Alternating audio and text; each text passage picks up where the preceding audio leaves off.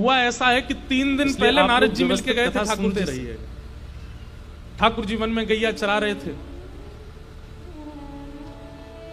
3 दिन पहले नारद जी मिले थे ठाकुर जी को। ठाकुर जी वन में गैया चरा रहे थे और मधुमंगल श्रीदामा तन सुखा मन सुखा धन सुखा सुबल तोक सब ठाकुर जी के सखा आनंद कर रहे थे। तभी ठाकुर जी ने देखा एक वृक्ष के पीछे पीतांबरी पहने हाथ में वीणा लिए नारद जी खड़े हैं। ठाकुर जी ने तुरंत इशारा किया, छुप जाओ, ये सब देख लेंगे तुमको। नारद जी बोले, नहीं छुपूंगा, इधर आइए, मुझसे बात कीजिए। ठाकुर जी ने ग्वाल वालों से कहा, तुम थोड़ा दूर जाओ, मैं आता हूं। और ठाकुर जी तुरंत नारद जी के पास गए। नारद जी ने दंडवत प्रणाम किया। भगवान ने हृदय से लगाया, नारद बहुत दिन बाद देखे हो, सब ठीक है? नारद जी बोले, कुछ भी ठीक नहीं है नाथ। ठाकुर जी बोले, क्यों, क्या हुआ? क्या हुआ? आप पूछ रहे हैं क्या हुआ? पृथ्वी का भार हल्का करने आए थे आप। कंस के दुष्ट आचरण को नष्ट करने के लिए आए थे आप। ये देवी देवताओं के यज्ञ यजन बंद करा रखे हैं कंस ने। संतों को, ब्राह्मणों को खोज खोज करके उनका वध करवाता है ये कंस। और 11 वर्ष व्यतीत हो गए, अभी तक उसका वध नहीं किया आपने। नाथ, मैं आज्ञा देने के लिए नहीं आया हूं, पर प्रार्थना करने के लिए आया हूं। आप जिस कार्य के लिए आए हैं उसकी पूर्ति कब करेंगे? रास विहार हो गया, ब्रज की बाल लीलाएं हो गई, सब आपकी लीलाओं को देख करके हम बड़े प्रसन्न हैं, पर कंस का वध कब होगा?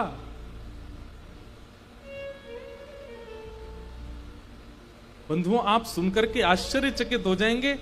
परब्रह्म परमात्मा त्रिलोकीनाथ स्वामी जगन्नाथ श्री कृष्ण कह रहे हैं, नारद सच पूछे तो मैं भूल गया था कि मुझे कंस को मारना है। इन ब्रजवासियों के प्रेम में, इन ब्रजवासियों के स्नेह में मैं इतना व्यस्त हो गया हूं कि मुझे और कुछ विचार करने की इच्छा नहीं होती। अरे नारद, मैं ये भी भूल गया हूं, तुझे देख करके मुझे याद आया कि मैं परमात्मा हूं। मैं ये भी भूल जाता हूं कि मैं ईश्वर हूं। प्रेम का आवरण बहुत विशाल है नारद। उसके आगे मैं जो वेदों में वर्णन करवाता हूं कि मोह और इन सब के बंधनों से मुक्त होने का क्या क्या उपाय होता है, मैं स्वयं को इन ब्रजवासियों के प्रेम में स्वयं को बंधा हुआ अनुभव करता हूं। कंस को मारना है ये मुझे याद नहीं था। नारद जी खड़े हो गए, बोले, आप ये भूल गए कि कंस को मारना है? अगर आप भूल गए हैं तो मुझे बहुत कुछ याद दिलाना पड़ेगा। कंस को मारना है, जरासंध का वध करना है, काल यवन का वध करना है। जरासंध 16 बार चढ़ाई करेगा, उसकी समस्त सेना को नष्ट करना है, क्योंकि उसकी सेना में ही पृथ्वी पर भार बने हुए सारे राक्षस रहते हैं। द्वारिका की स्थापना करनी है। परांबा, जगदंबा, लक्ष्मी रुक्मणी रूप में आएंगी, उनसे विवाह करना है। महाभारत का युद्ध करा करके अर्जुन को गीता का ज्ञान उपदेश दे करके पूरे विश्व को ज्ञान से अवगत कराना है।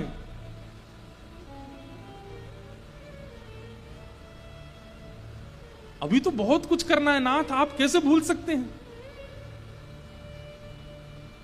ठाकुर जी मानो बैठ करके वहीं रुदन करने लगे। नारद जी बोले, भगवान क्या हुआ? आप मुझे बताएंगे कि रुकावट कहां है, मैं कुछ आपकी मदद करूं।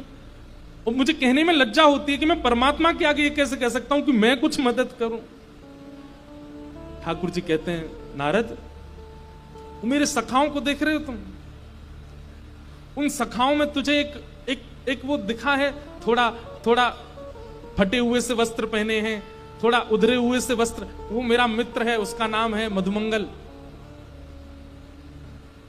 तुमको पता उसका स्वरूप क्या है? वो सुबह उठता है, उठते ही अपने भवन से नंद भवन आता है और आंख पर हाथ धर के आता है, किसी को नहीं देखूंगा, सबसे पहले कन्हैया को देखूंगा, और जब मेरा मुख देख लेता है तब जलपान करता है। मैं इसको छोड़ के चला गया तो इसकी हालत क्या होगी? वो पतला सा तुमको दिखाई दे रहा है, तुम जोर से हवा भी चल जाए तो उड़ने लगता है, उसका नाम मनसुखा है।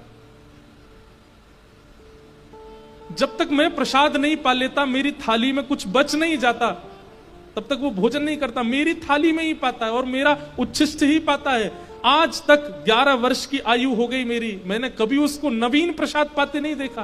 वो मुझसे रूठ भी जाता है, नाराज भी होता है, तो गुस्से में मांग लेता है मेरी थाली, लेकिन पाएगा वही जो मैंने खाया होगा, मेरा उच्छिष्ट पाता है। मैं चला जाऊंगा तो भूखा रहेगा वो। मेरी यशोदा मैया जो प्रति क्षण प्रतीक्षा करती है कि कन्हैया अब आवेगो, कन्हैया अब आवेगो। अरे मैंने ऐसा प्रेम नहीं देखा नारद कि जहां हर दिन अपना पुत्र पिछले दिन से अधिक प्रिय लगता हो मां को। मैं कल जैसा यशोदा मैया को लगता था, आज उससे अधिक प्रिय हूं, और आज जैसा हूं कल उससे अधिक प्रिय हूं। अरे नारद, मैं किन शब्दों में इन ब्रजवासियों का प्रेम बताऊं। संसार के लोग सुख को वस्तुओं में ढूंढते हैं, अपनी भूख को व्यंजनों से दूर करते हैं, पर इन ब्रजवासियों का सुख, वस्तु, व्यंजन सब कुछ मैं हूं। मैं यदि इन्हें छोड़ करके चला गया तो ये कैसे जिएंगे।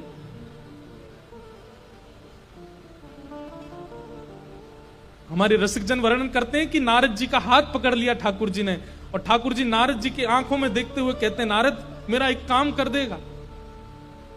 नारद बोले, क्या?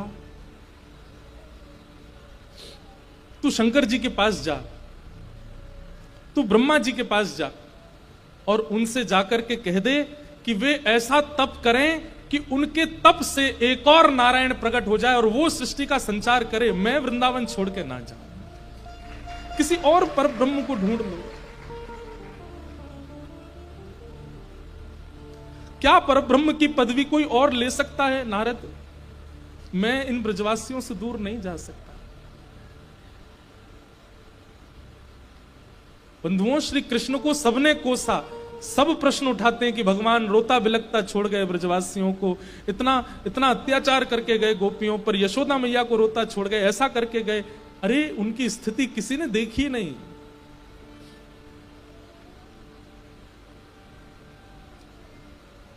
नारद जी चिंतित हो गए, प्रभु आप क्या बोल रहे हैं? परमात्मा कोई जन्म लेता है? परमात्मा कोई तत्व है जो दोबारा कहीं और से आ जाएगा? परमात्मा सदा एक ही रहता है? ये बात मुझे आप